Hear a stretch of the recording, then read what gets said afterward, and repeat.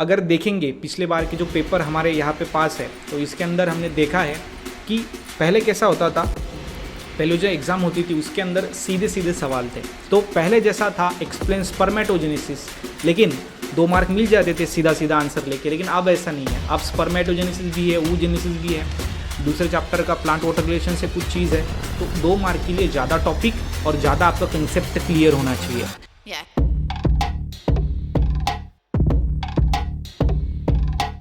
Hello students, आज के इस वीडियो में हम देखेंगे क्लास 12 2024 का जो बोर्ड एग्ज़ाम का पेपर होगा, चाहे वो बायोलॉजी हो, फिजिक्स हो, केमिस्ट्री या फिर मैथमेटिक्स, उसका पैटर्न कैसा रहेगा।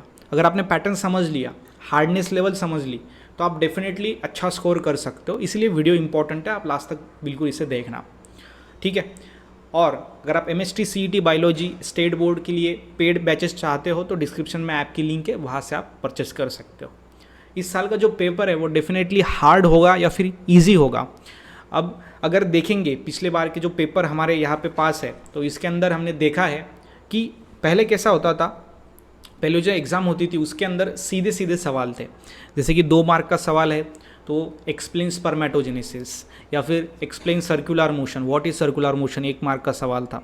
लेकिन अब वैसा नहीं है, अब सवाल के अंदर आपको पता है 2 मार्क का अगर सवाल रहा तो उसके अंदर चार्ट डाल दिया गया है। अगर चार्ट वहाँ पे है तो उसमें चार्ट में क्या करना है, आपको कुछ चीज़ें यहाँ पे ब्लैंक छोड़ दी जाती है, वहाँ पे आपको फिलअप करना है।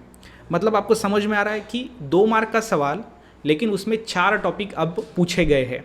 4 टॉपिक, क्योंकि वो चार्ट है तो चार्ट में मैच द पेयर है, तो एक फिनोमिनन के सामने आगे मैच द पेयर करनी है आपको। तो 4 अलग अलग टॉपिक वहाँ पे है और वो चारों टॉपिक आपको अलग अलग चैप्टर से मिलेंगे।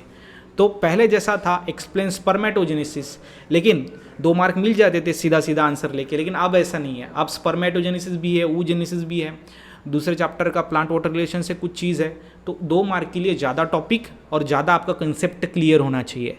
तो पहले अगर हम बात करेंगे सीधा सीधा एक वर्ड में मैं बोलना चाहूँगा, पहले पेपर ज़्यादा थ्योरेटिकल थे, अब ज़्यादा कंसेप्चुअल हो रहे हैं, अब कंसेप्ट पे फोकस कर रहे हैं। अब क्योंकि आपको पता है अगर कंसेप्ट क्लियर रहेंगे तो फिर आगे MST CET में आपका स्कोर आएगा। क्योंकि स्टूडेंट्स का क्या होता था, अब महाराष्ट्र बोर्ड के स्टूडेंट्स का मैक्सिममली नीट के अंदर रिजल्ट नहीं आता क्योंकि कंसेप्ट क्लियर नहीं होते। इसके कारण जो पेपर है वो ऐसा डिसाइड किया है, ऐसा बनाया है ताकि MST CET में भी आपको फ़ायदा हो सके। तो फिर सर हमको करना क्या है, अब पेपर समझ में आ गया सर कंसेप्चुअल पेपर रहेगा, तो हमें क्या करना है। मुझे लगता है कि थ्योरी की जो आप रीडिंग कर रहे हो या फिर अगर आप टॉपिक का रट्टा मार रहे हो तो फिर आपको वहाँ पे फ़ायदा नहीं होगा।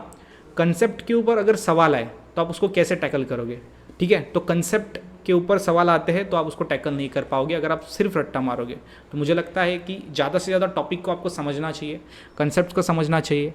अब इसके अंदर अगर देखेंगे पिछले साल का बायोलॉजी का पेपर मेरे सामने है और यहाँ पे नियर अबाउट 4 चार्ट्स और एक डायग्राम, तो 4 चार्ट पूछे गए हैं।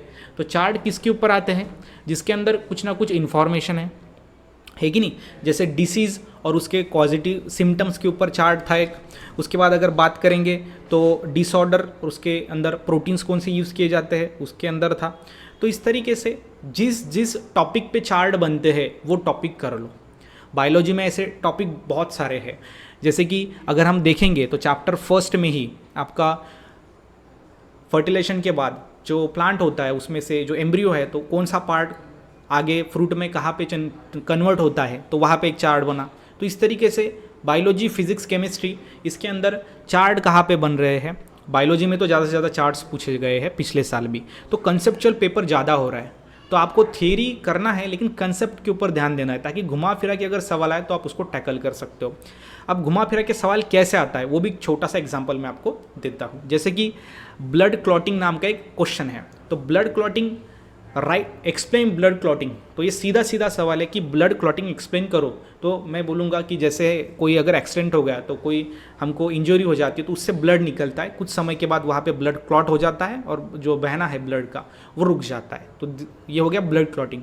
लेकिन अब वैसा नहीं पूछते सवाल कैसा पूछते हैं कि अगर आपका फ्रेंड का एक्सीडेंट हो गया है और वहाँ पे इंजरी हो गई तो वहाँ से ब्लड फ्लो हो रहा था लेकिन कुछ समय के बाद वो ब्लड फ्लो होना रुक गया, explain the process behind it.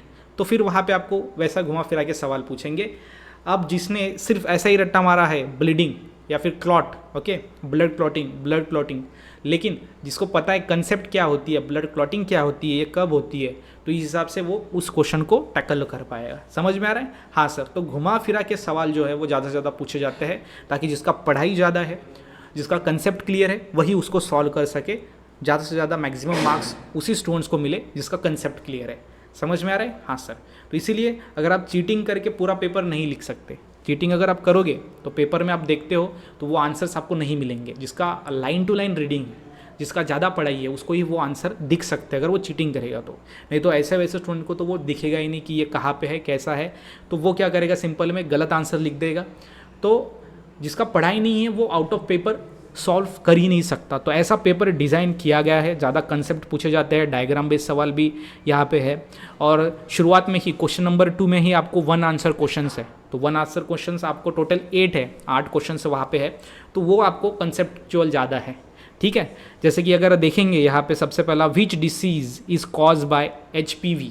तो HPV ये सुना भी नहीं है हमने, तो उस हिसाब से सवाल है। कुछ डायग्राम बेस्ड सवाल भी है। तो मुझे लगता है कि आपको ज़्यादा से ज़्यादा कंसेप्ट के ऊपर फोकस करना चाहिए थियरी से ज़्यादा, है कि नहीं।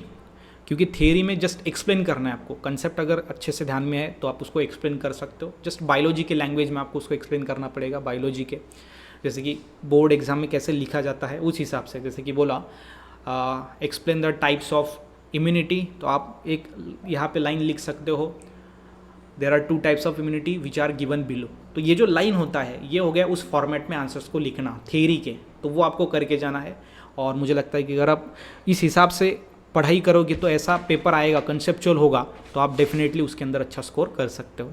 मुझे लगता है कि इस वीडियो से आपको क्लियर हो गया होगा पेपर कैसे होता है। हार्डनेस लेवल की अगर बात करें तो पेपर ज़्यादा हार्ड भी नहीं है, ईजी भी नहीं है, मीडियम नहीं है। उसमें क्या होता है, कुछ परसेंट क्वेश्चंस ईजी होते हैं, कुछ हार्ड होते हैं, कुछ जो है वो बहुत ज़्यादा हार्ड होते हैं, जो कि जिसका पढ़ाई ज़्यादा है उसको ही सॉल्व करके पेपर ऐसा डिसाइड किया जाता है कि एक साधारण सा स्टूडेंट्स भी उसको में पास हो सके, ठीक है। बहुत हार्ड अगर पेपर निकालेंगे तो ज़्यादा से ज़्यादा बच्चे फेल हो जाएंगे, ठीक है, डिप्रेशन में चले जाएंगे। तो इस हिसाब से एक सबको कंसिडर करके पेपर निकाला जाता है। ये भी चीज़ मैं आपको बताना चाहूँगा, ये आपको ध्यान में रखनी है, ठीक है। ओके, तो आई होप आपके डाउट क्लियर हो गए होंगे। अगर आपको कोई भी डाउट है तो डिस्क्रिप्शन में ऐप की लिंक है, वो डाउनलोड करो, या फिर कमेंट बॉक्स में मुझे कमेंट करके बताइए कि आपका कौन सा डाउट है, या फिर उस हिसाब से उसके ऊपर अगर ज़्यादा रिस्पॉन्स रहेगा तो उसके ऊपर हम वीडियो डेफिनेटली बनाएंगे। I hope this video helps you. इसी के साथ ही साथ मिलते हैं नेक्स्ट वीडियो में। तब तक के लिए stay happy, stay motivate. Thank you so much.